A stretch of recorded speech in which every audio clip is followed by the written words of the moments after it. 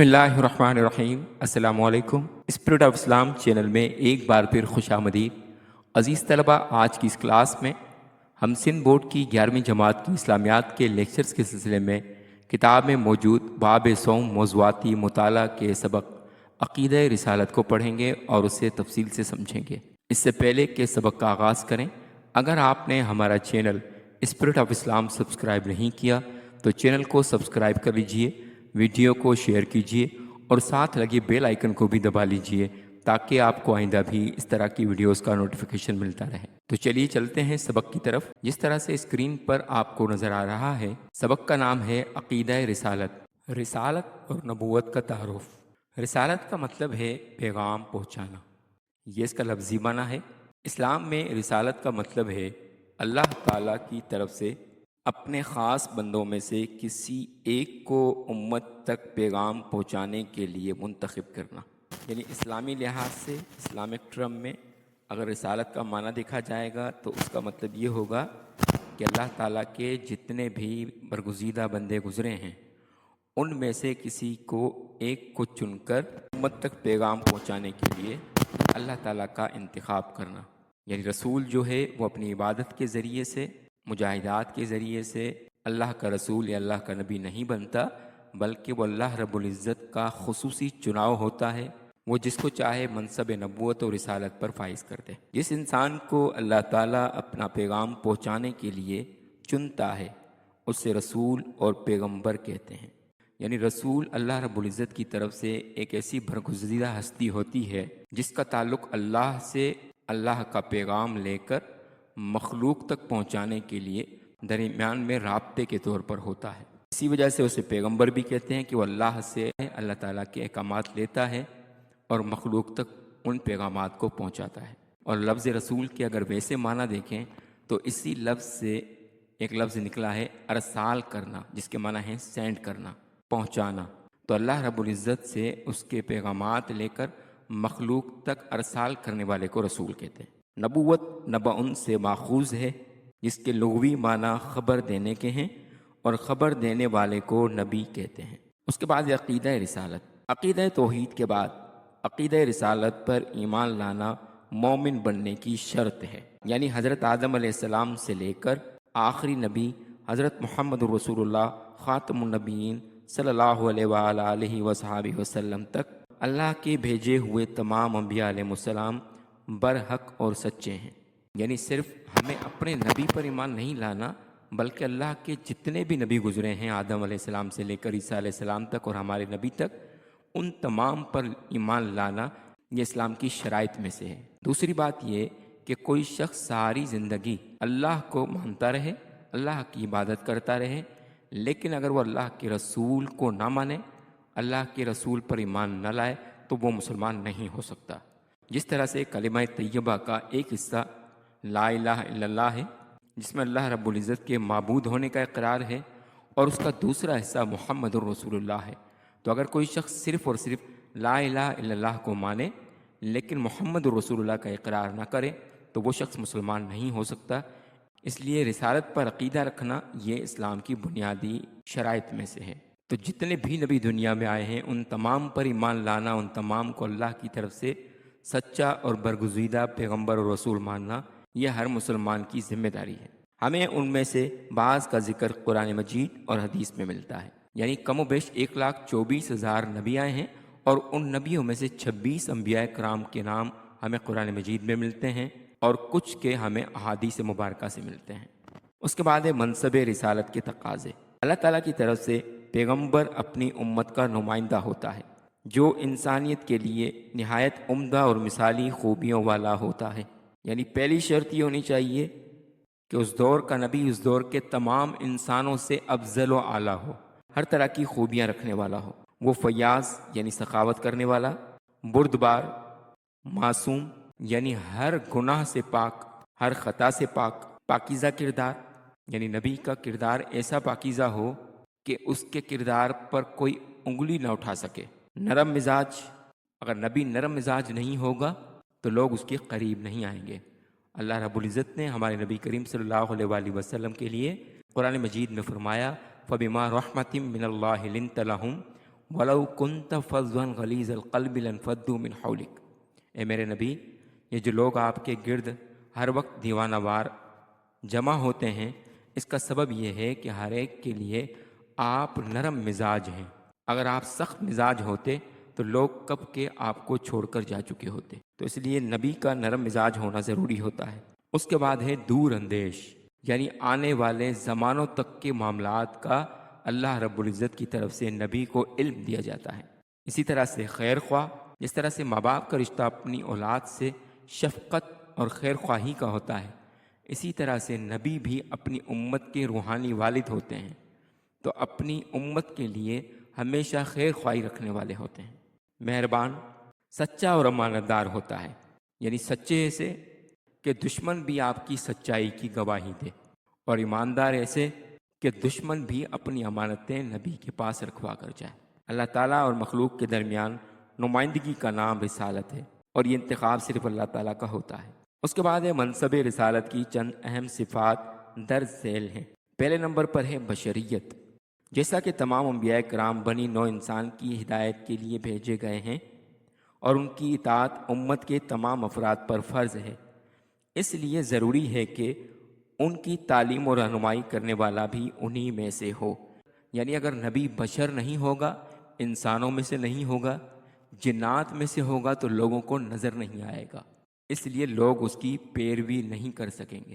اسی طرح سے اگر نبی فرشتوں میں سے ہوتے تو فرشتوں کو بھوک نہیں لگتی، فرشتوں کی اولاد نہیں ہوتی، فرشتوں کو نیند نہیں آتی، فرشتوں کو زخم نہیں لگتے۔ اس لیے یہ ساری چیزیں سکھانے کے لیے نبی کا انسانوں میں سے ہونا اس لیے ضروری ہے تاکہ نبی اپنی امت کے لوگوں کو خود روزہ رکھ کر بھوکا رہنا سکھائے، اسی طرح سے خود میدان جنگ میں جا کر اپنے جسم پر زخم کھانا سکھائے۔ اسی طرح سے نبی کی فیملی ہوگی، خاندان ہوگا، اولاد ہوگی، فرشتوں کے نہیں ہوتے۔ اگر نبی فرشتوں میں سے ہوتے تو پھر اپنی فیملی کے ساتھ، اپنے خاندان کے ساتھ کس طرح سے رویہ اختیار کرنا چاہیے، یہ طرز عمل، یہ رول ماڈل ہمیں نبی سے نہیں مل سکتا اگر وہ فرشتہ ہوتا۔ تو پہلی شرط ہے کہ نبی انسانوں میں سے ہو تاکہ انسانوں کو اپنے ہر عمل سے تربیت دے سکے۔ بعض لوگوں کا خیال تھا کہ کوئی بھی نبی اور رسول انسان کیسے ہو سکتا ہے۔ قرآن مجید نے اس کا جواب کچھ یوں دیا ہے۔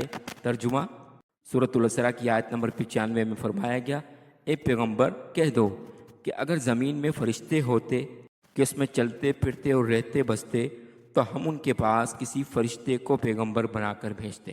یعنی دنیا میں اگر انسانوں کی جگہ فرشتے ہوتے تو نبی پھر فرشتے بن کر آتے، چونکہ دنیا کے اندر نبی کو انسانیت کی رہنمائی کے لیے بھیجا گیا ہے، اس لیے ضروری تھا کہ نبی کو انسانوں میں سے بھیجا جاتا۔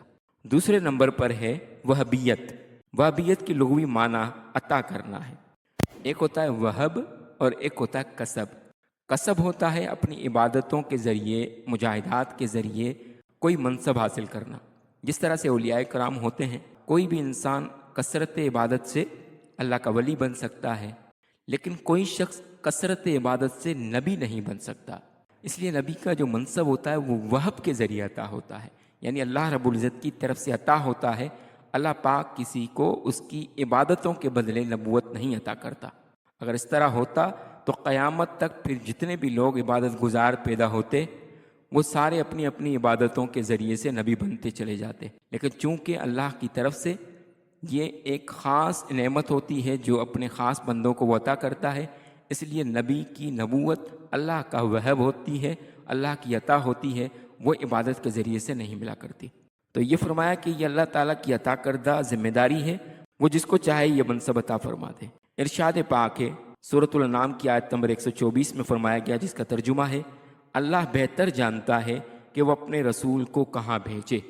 تو یہ چناؤ اللہ رب العزت کی طرف سے نبی کے پیدا ہونے سے پہلے، اس دنیا میں آنے سے پہلے یہ چناؤ ہو چکا ہوتا ہے کہ کس کو اللہ رب العزت نے منصب نبوت و رسالت پر فائز کرنا ہے۔ تیسری خصوصیت ہوتی ہے عصمت۔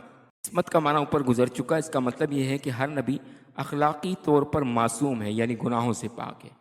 اس کا سبب یہ ہے کہ اگر کوئی نبی گناہوں سے پاک نہ ہوتا تو جس قوم میں اس نبی کو بھیجا گیا تھا اس قوم کے لوگ اس بات کا تانا دے سکتے تھے کہ یہ تو خود ہی اپنے عمل میں پورے نہیں اترتے، لہٰذا یہ ہمیں کیا سمجھائیں گے۔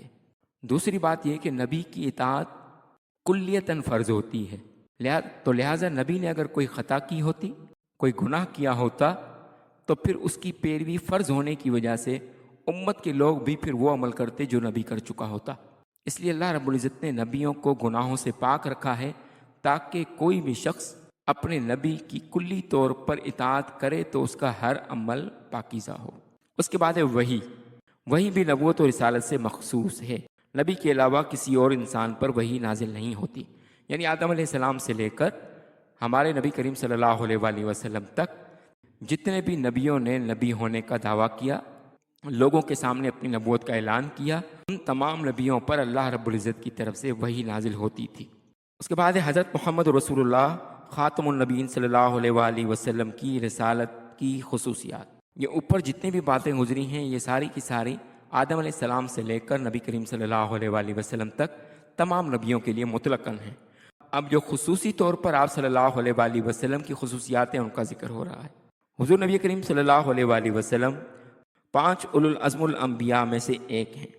آپ صلی اللہ علیہ وآلہ وسلم خاتم النبیین ہیں اور آپ کی شریعت آخری شریعت ہے، یعنی ہر نبی کے آنے کے بعد کوئی نہ کوئی نبی آنا ہوتا تھا، کوئی نبی بھی ایسا نہیں تھا کہ جس کے بعد نبوت کا سلسلہ ختم ہو سکے۔ اور ہمارے نبی کریم صلی اللہ علیہ وآلہ وسلم کی یہ خصوصیت ہے کہ حضور علیہ الصلوۃ والسلام کے آنے کے بعد نبوت کا سلسلہ ختم ہو گیا اور آپ صلی اللہ علیہ وآلہ وسلم خاتم النبیین ہو گئے۔ ایک تو یہ خصوصیت ہے، دوسری آپ صلی اللہ علیہ وآلہ وسلم کی شریعت آخری شریعت ہے۔ چونکہ حضور کے بعد کوئی نبی نہیں آنا، اس لیے قیامت تک شریعت محمدی کی اتباع، شریعت محمدی کی پیروی، شریعت محمدی کی اطاعت ہر کسی پر فرض ہے۔ قرآن کریم آخری کتاب ہے اور یہ امت محمدی آخری امت ہے، یعنی چونکہ نبی کوئی نہیں آنا اس لیے اس کے بعد کوئی کتاب بھی نہیں آئے گی۔ اگر کوئی نبی آنا باقی ہوتا تو اس نبی کے ساتھ پھر دوسری کتاب بھی بھیجی جاتی۔ اس لیے نبی کریم صلی اللہ علیہ وآلہ وسلم کے ختم نبوت پر فائز ہونے کے ساتھ ساتھ قرآن مجید بھی آخری کتاب ہوئی اور یہ امت بھی آخری امت ہے۔ رسالت محمدی کی چند خصوصیات یہ ہیں۔ پہلی ہے آفاقیت۔ ابتدائی دور کے انبیاء کرام علیہ السلام ایک خاص قوم، مخصوص علاقے یا ایک خاص مدت تک کے لیے بھیجے جاتے تھے، یعنی جتنے بھی نبی آئے وہ پوری دنیا کے لیے نبی بن کر نہیں آئے۔ ایک ہی وقت میں مختلف قوموں کے مختلف نبی ہوا کرتے تھے۔ ایک ہی وقت میں موسیٰ علیہ السلام بھی نبی ہوئے، شعیب علیہ السلام بھی نبی ہوئے، ہارون علیہ السلام بھی نبی ہوئے، اسی طرح سے ابراہیم علیہ السلام بھی نبی ہوئے، اسماعیل علیہ السلام بھی نبی ہوئے۔ تو ایک ہی وقت میں دنیا میں کئی ممالک میں کئی قوموں میں مختلف نبی ہوا کرتے تھے اور وہ مخصوص قوم کے لیے ہوا کرتے تھے، مخصوص علاقے کے لیے ہوتے تھے۔ کہ نبی کریم صلی اللہ علیہ وآلہ وسلم کی ذات ان تینوں خصوصیات کے لحاظ سے منفرد ہے۔ ایک تو آقا علیہ الصلوۃ والسلام قیامت تک کے لیے نبی ہیں، دوسرا آپ صلی اللہ علیہ وآلہ وسلم پوری کائنات تمام جہانوں کے لیے نبی ہیں، تیسرا آپ صلی اللہ علیہ وآلہ وسلم تمام قوموں کے لیے نبی ہیں، تمام انسانوں کے لیے نبی ہیں، بلکہ تمام مخلوقات کے نبی ہیں۔ ان کی شریعت اسی زمانے کی قوم یا وقت تک محدود تھی، یعنی جو پہلے نبی گزرے ہیں ان کے بارے میں بات ہو رہی ہے یہاں۔ لیکن حضور اکرم صلی اللہ علیہ وآلہ وسلم تا قیامت ہر دور، ہر امت، ہر نسل اور ہر علاقے کے لوگوں کے لیے رسول بنا کر بھیجے گئے ہیں۔ تو ایک یہ خصوصیت ہے جس کی وجہ سے نبی کریم صلی اللہ علیہ وآلہ وسلم دوسرے نبیوں کے مقابلے میں انفرادی حیثیت رکھتے ہیں۔ ارشاد پاک ہے، سورۃ الاعراف کی آیت نمبر 158 ہے، اس کا ترجمہ ہے، اے نبی کہہ دو کہ لوگو میں تم سب کی طرف اس اللہ کا بھیجا ہوا ہوں جو آسمانوں اور زمینوں کا بادشاہ ہے، یعنی اللہ رب العزت تمام جہانوں کا رب ہے، وہ رب العالمین ہے۔ اسی طرح سے نبی کریم صلی اللہ علیہ وآلہ وسلم رحمت للعالمین ہے۔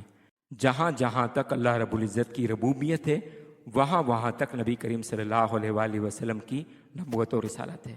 تو اس وجہ سے نبی کریم صلی اللہ علیہ وآلہ وسلم آفاقی نبی ہیں، یعنی تمام زمانوں، تمام قوموں، تمام علاقوں کے لیے نبی ہیں۔ اس کے بعد ہے ابدیت۔ حضور کریم صلی اللہ علیہ وآلہ وسلم کی رسالت قیامت تک ہمیشہ رہنے والی ہے۔ اس سے پہلے جتنے انبیاء اور رسول گزرے ان کی شریعت اب منسوخ ہوئی۔ ایک مومن کے لیے یہ ماننا لازمی ہے کہ اللہ تعالیٰ نے آپ صلی اللہ علیہ وآلہ وسلم کو آخری نبی بنا کر بھیجا ہے، ورنہ وہ شخص مومن نہیں رہے گا۔